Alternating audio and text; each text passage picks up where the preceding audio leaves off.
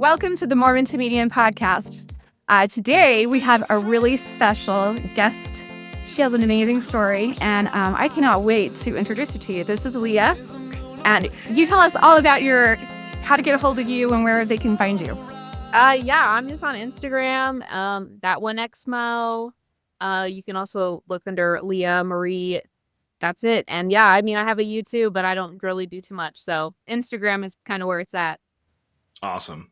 Well, and we found Leah because we have a good friend, Sandy, who's actually on the show. And she's like, okay, you guys have to watch Leah's Instagram. She's got some great reels. So we started watching, and you've got a crazy story, growing up in Mormonism and going on a mission and coming back from a mission. And you had a lot of stuff go on in your life with Mormonism. Tell us a little bit about your journey, and then we'll just visit. Yeah, sure. So I grew up LDS. My parents were very, very into it.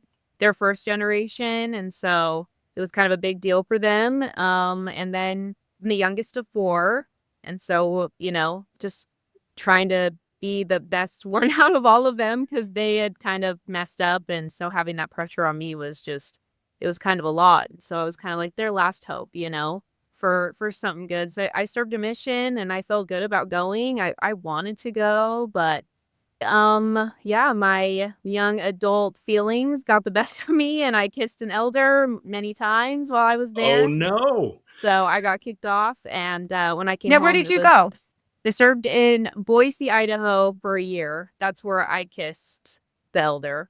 And then I finished my mission in New Mexico. So Okay. yeah, there was kind of a weird gap in between. Gotcha. All right. So, look, I've got questions. Yeah. Already, I'm like, we got to find out more. Yeah, about it's a this. long story. So, number one, was he cute? Oh, very. Yeah. No, Okay. it was so sweet, so cute. I mean, we got along really good. So yeah. Which is awesome. Do you still have contact with him? I don't. I did find his Instagram page and just said like, hey, I just want to let you know, like, I've told my side of the story. I haven't said your name, but if you see a video, like, just know you're okay. So, but I don't know anything about him. He looked Gotcha. happy. So That's good. yeah. Good for him. So, how did it actually even come out? I mean, so look, usually for those who don't understand how Mormon missionaries work, they usually pair up. They're always supposed to be with their companion. When they're not with their companion, it's only supposed to be for a very short amount of time. What are the logistics of this? How did that even happen? So I was, so they have they're called sister training leaders, and basically you're kind of like in the mission, you kind of train the new sister missionaries, and they come to you if they're having issues with, their companion and stuff. And so I was kind of in charge a little bit, and I had been training a new missionary, and I kind of took advantage of that. And I was like, hey, I have access to the phone. You can't see any messages. And she believed me. So I feel kind of bad. I kind of manipulated that because I didn't want to get caught. And so then, yeah, I mean, we were just texting a little bit here and there, and she never found out. It was his companion that found out.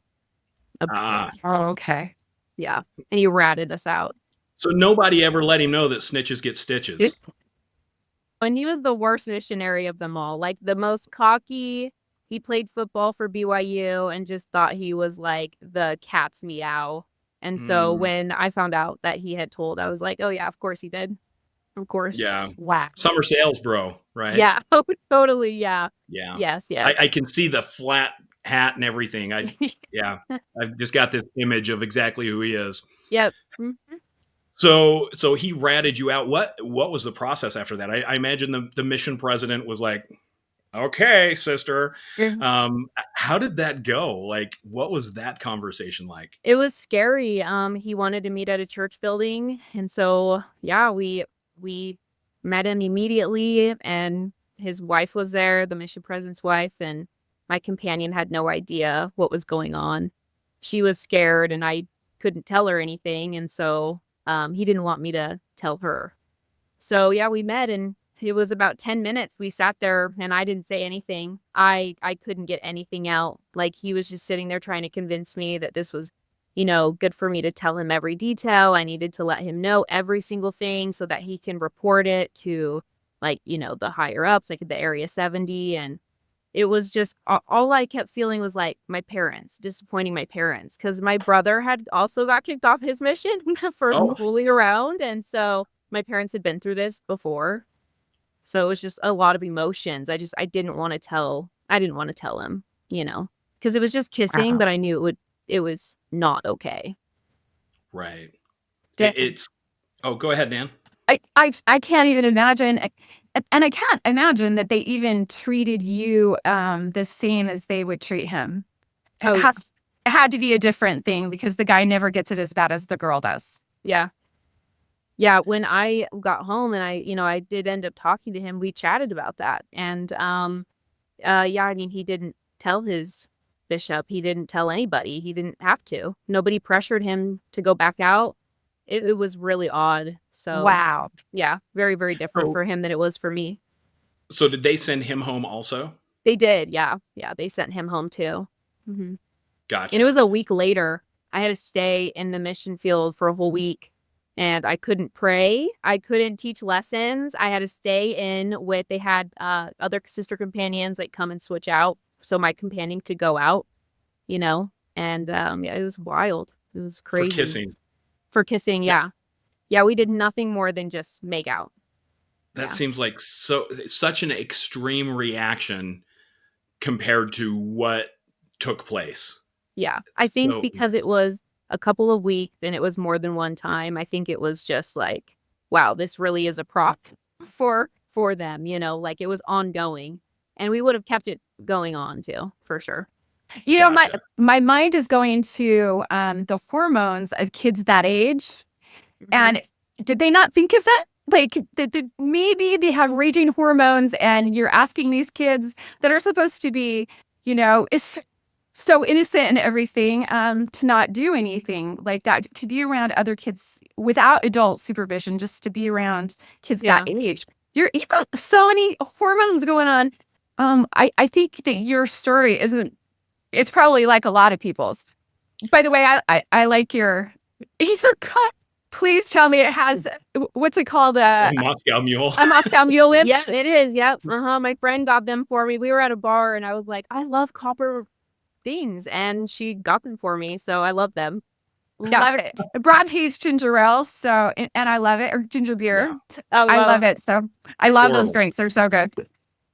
Horrible stuff. there's just water in it, but Hey, do you know what? It's your story. You can tell whatever you want. Nobody knows. Sure, it's water. yeah, So sure. everyone, Leah's got Weekly. water in her mud. Yeah, I'm just a stay-at-home mom. It's not a big deal. I'm never stressed. No She, stress. No. she just uses a copper mug instead of a Stanley. Yes. Oh, yeah. I do actually have a Stanley. That's really funny. Oh, we know what's in those. Yes. Oh, We yes. understand. Oh, yeah. Guilty. We're parents too. Yeah. Our kids are just older. That's awesome. Yeah. That's funny. But yeah, the hormones, I mean, it's so true. Like they do send you out and I think they're aware. I think they know that they're because they're it's such a commitment that you have to make that if you get through your mission, the chances are you will get married in the temple and that's more money for them.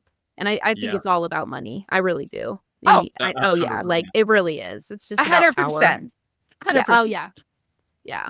It's sad, but there were so many missionaries in that mission that were flirting, and I've had a lot of missionaries I knew that were like, "Oh, I was also with this elder and this person." I was like, "That's crazy!" Like, and you guys didn't get in trouble. Like, I'm jealous. Wow.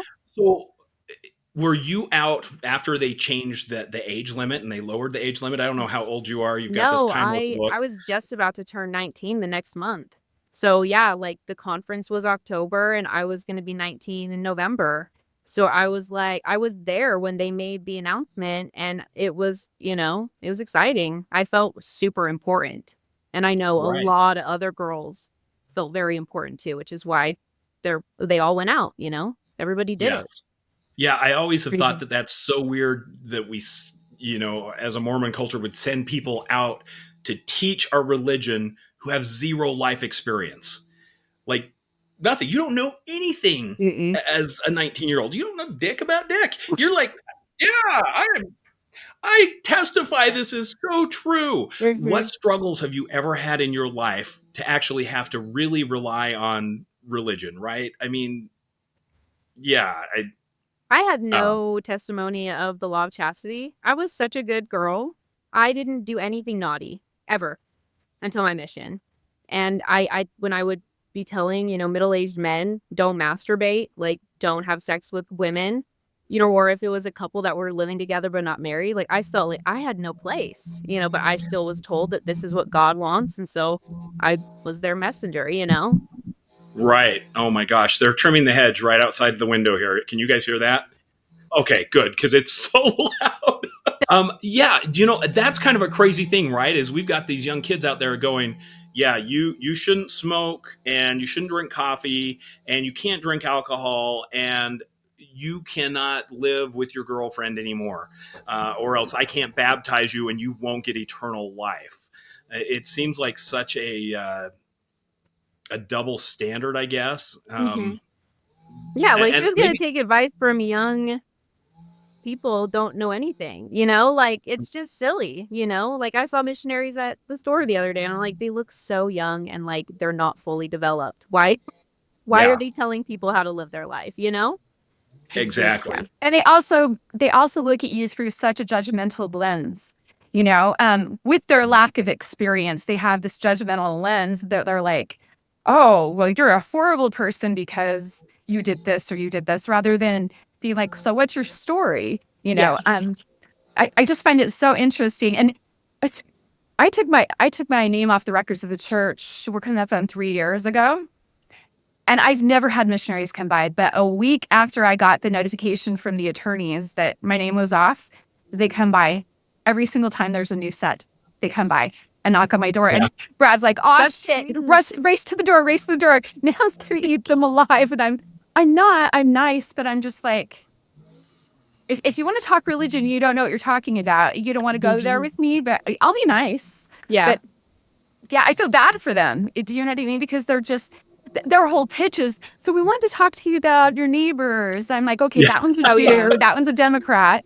That, Yes. they're not going to talk to you. They're not going to answer their doors. Like this happens Well, all the this is the time. thing is they know this. Like missionaries have a big ass binder of their whole area and who do not contact you have all information about even neighbors, just notes. So it's just silly. Missionaries still push it, they Yeah, still show up.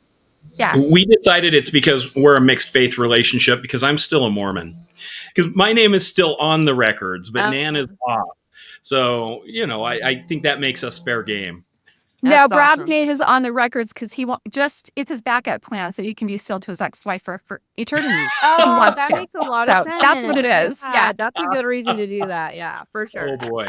I would have Well, it's done the an same. insurance policy, I guess. Yeah. Yeah, it is. Yeah, that's a good way to look at it. Or I'm just too lazy to do anything about it, is really the accurate answer there. Or you could be excommunicated. I'm kind of jealous. I wish I would have gone through an excommunication process, like sitting down.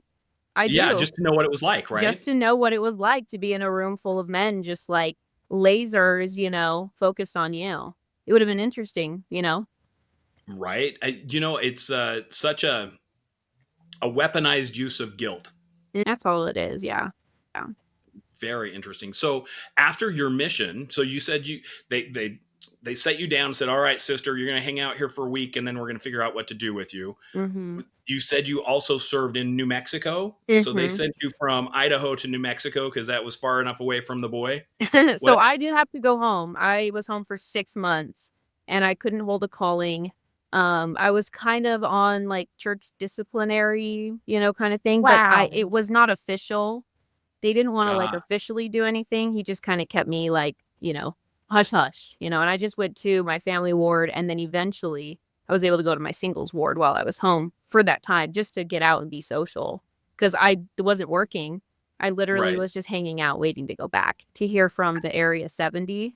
He was the one that was making the decision. Wow. So Got it.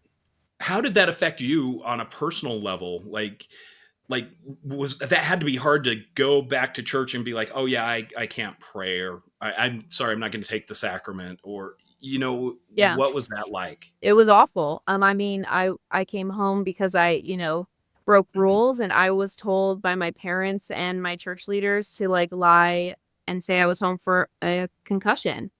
And Oh, so for What? medical reasons, and then it's like, "Oh, you can't take the sacrament? Why can't you take this? Oh, you can't pray in this class? Why not?" So it was awful. Yeah. they actually told you to lie about it. Yes, yes. I could not. My Wow. brother, my sisters, nobody knew. I had no cousins. Nobody knew why I was really home for my mission. I Wow, couldn't tell them. Yeah, they didn't want. interesting. I guess they didn't want to take. I don't know. Make my parents look bad or something. The shame runs deep. Holy cow. Yeah. Wow. Yeah, that is surprising to me. So after you're there for 6 months and they're publicly humiliated you enough, then they said, okay, now your humiliation is over. We can send you back to the mission. Yeah, and they asked me too. They were the Area 70 called me and said, "Do you want to go back to Boise? Do you want to go somewhere new?" And I thought, well, I didn't even think that I had a chance to go back to Boise. And so I said, "Yeah, I'll go back to Boise." And then they came back, and my mission president said it wouldn't be good for me to come back because there had been a lot of rumors, after Mm, we left, and they shut down my area that I was in. And so, they just dissolved it all. And so, yeah, then they were like, "Sorry, you can't go back to Boise." And I said, "Okay, well, maybe I'll go to Temple Square." I thought that would be a really fun, kind of unique experience. And they're yeah, like, "No, we want to send you to New Mexico in the middle of nowhere on, Wow. reservations." And yeah, so that's where I ended up going, was New Mexico, Farmington. got it. And good experience, bad Great. experience? Because Oh, so good. I obeyed every rule. I didn't kiss any missionaries on that mission. So, yeah, I returned with honor, I would say. yeah, that's a catchphrase. I It love that. You is. returned with honor. Mhm. Um, it's interesting though. We'll talk to missionaries, return missionaries, right?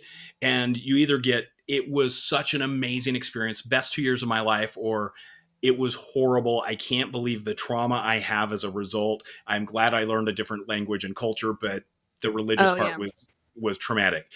How would you describe your whole mission experience? It was amazing. I thrived in it. I mean, I wanted to be there. I loved the work I was doing. I loved the people. I loved serving others, and so it was easy, and I would rather be out than home with my parents. So, there's a 8-year gap between me and the sister above me.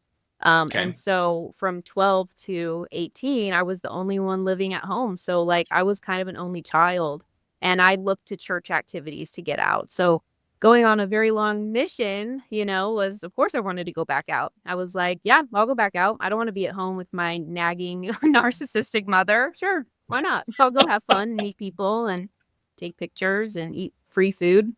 I mean, it was easy. So I kind of took advantage of it to help me with my mental health, for sure. Do you know what that's a great way to take it as a positive. I love that you were actually aware enough to go, hey, this is healthier for me. Yeah, it was. And so as you came back and you fast forwarded, what happened when you came back? Were you just like perfect Molly Mormon? No, no. I lost my virginity in between my missions, Okay. which is a whole other story. You didn't Yes. tell us that part. Yeah, so I will. So I couldn't have a calling, but they wanted me. This was about a month or two before I went back on my mission. So they wanted me to get back into the mission mode. So I started going out with the sister missionaries in my young single adult ward, and we were teaching a guy, and he was cute, and we got along, and yeah, we started hanging out, and it was his baptism day. We went back to his house, and we celebrated. So I was like, "Yeah, let's do this. I don't mind. Let's have fun." So, yeah, so I lied a lot. But when I got back, I went back right into all of that fun stuff I was doing before. Gotcha. I like yeah, we celebrated. I'm Yeah, going we to start did. using I had that. my first beer that night too. So, it was great. Oh, right after he'd been baptized. Right after you'd been baptized, yeah. That is kudos to you. Way to buck the system. So, yeah, I did. It was fun. I enjoyed it. Well, okay. Wasn't that really hard for you to go back out into the mission field and act like nothing No. happened when you had done this stuff over here? No? I was so numb to any punishment or however anyone thought that I was like, I didn't care. And he knew too. I was like, I'm going back on my mission. And he was all for it. He's like, yeah, I want to see you go. Like, have fun. So it wasn't serious. So I didn't feel like I had to, stay back for him and battle that. It was just like, I just want to have fun and experience this. And, he was open to it and he had already experienced it himself. So I was like, all right, like I trusted him and we're still friends. So it's kind of nice to look back on that and be like, yep, that's what Nice. happened. And I'm sorry I was not the best example, but it's fine. So it's essentially you experience the same things that normal college age kids should go and experience. Yeah. Yeah. It was awesome. I don't regret it at all. Yeah. Well, Leah, Oh, have you no. read The Miracle of Yes. Forgiveness? Yeah. It's my mother forced me to read it when I was like 16 just to get it in my brain. worst book ever. Seriously. Yeah. I'm sorry, I couldn't resist. I was like, I've got just the thing for you. I love it. That's perfect. So what happened when you got back? Because Yeah. and obviously, I think you feels like you already kind of had your shelf break, and you're like, it's not my thing. How did that work out for you, and what was really, that that game changer for you, and how did you approach that with your family? Yeah, I mean, I still believed. I still I wanted to get married in the temple even when I got back. So I looked for a Mormon boy and I moved to Provo. I thought, well, this will be a good environment for me. I'll be around a lot of people my age. And no, it was the most horniest party town I'd ever been to. I mean, it was worse than what kids do in California. I mean, really, it's just crazy. And I went on a lot of Tinder dates. And so it's just I was still going to church though. I still really believed. I was looking for a spouse. And then yeah, I met my husband on Tinder and he is from Ogden, which Ogden and Provo are very, very, very different towns. And Yes. yeah, I mean, we got married like 3 months later. So it was just like my parents accepted it because he was Mormon. So my parents were like, "Oh, this is great. You can come back. Like you guys can get active together and maybe get sealed." And my mom had a dream about my dad hugging my husband in the temple in white.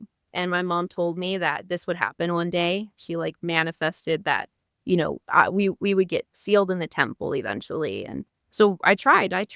And then my husband was in an anthropology class in college. And that's when I was like, oh shit, this is not real. There's so much more out there than just Mormonism and Joseph Smith. And that's really where my shelf just completely fell. I was like, oh yeah, this is not true.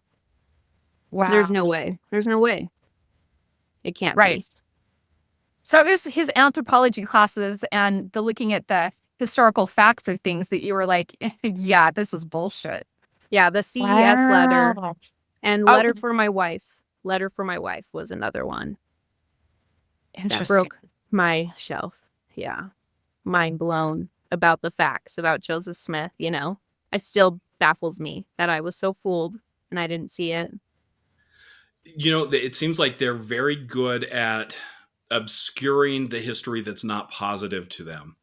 Oh. And you're never taught those things, right? As I grew up, I was always taught Brigham Young started polygamy because there were so many men that died crossing the plains and the women needed someone to take care of them. So they started polygamy. And then I started learning, wait a minute, that's BS because Joseph started it and Emma hated it. And all of this stuff starts to come to light. And the more you learn, the more you go, I was so gaslit. I was so lied to for all of these years. And even if they were just lies of omission, it's still lies, right? And it was like an arrow to my heart when I started finding this stuff out. Yeah, I questioned Emma at one point too, and I was like, "What happened to Emma?" And I remember asking my husband. He's like, "She never came over," because he had kind of knew a little bit of some, Mormon history and stuff, and he was kind of more into it than I was when we first got married. And so, but yeah, thinking about Emma and how the church makes Joseph and Emma's relationship look like this beautiful, wholesome, happy, connective, relationship, and it's it's bullshit. she hated him. She was so mad at him for a lot of things that he put her through. And I think shame on the Mormon church for making a lot of people fooled at their relationship, because it's just, that's Yeah. not how it was. Crazy. Wow. I know. I look back on my journey too, and I was so in until I was like 48 years old. Like so in, trying to fit inside that little Mormon box, and I believed it all with all of my heart that I was born into the church, and so I didn't know any different. And I guess I borrowed people's testimonies, but boy, when my world shattered and I started seeing spirits with my human eyes, nobody could help me. So it's like, wait a second. Yes. What is going on? And no one can help me. You have these priesthood leaders, and it's supposed to be the true church, right? Jesus is supposed to be the head of it, and yet they can't tell me why I'm seeing things that I'm seeing. And I'm like, because they don't this- have all the answers. They don't have all the answers. That's why. no, They no, think and they do, and they'll convince you. Yeah.